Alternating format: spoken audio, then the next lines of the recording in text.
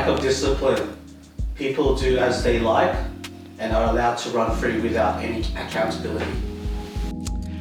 One of the things I talk about is discipline sets you free, right? So in any organizations, where you're big or small, you've got to make sure that every person working in the organization is very disciplined to the company's parameters in terms of the vision and the goals.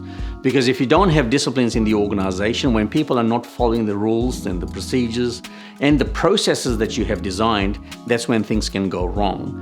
So very important as good leaders that the discipline is set right from the day the employee starts. Okay, at the induction level, when you hire great employees and you want them to perform greatly, you've got to set some parameters in terms of how they need to perform. So the message that I want to pass to all the leaders watching this episode is you've got to make sure you have some good disciplines in place to make sure that people are following the rules and regulations of the organization. Because if you have discipline, then people are going to follow. If you do not have any disciplines, people will be running free, which means they will not be productive and not be achieving the goals that you want them to achieve. So how do you set the disciplines? Well, it's very simple.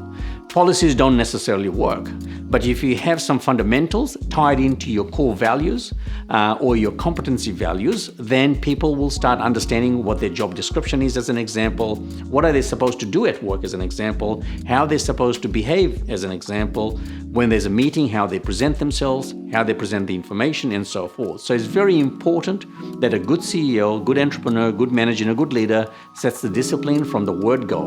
That's when the employees are focused and they'll achieve what you want them to achieve.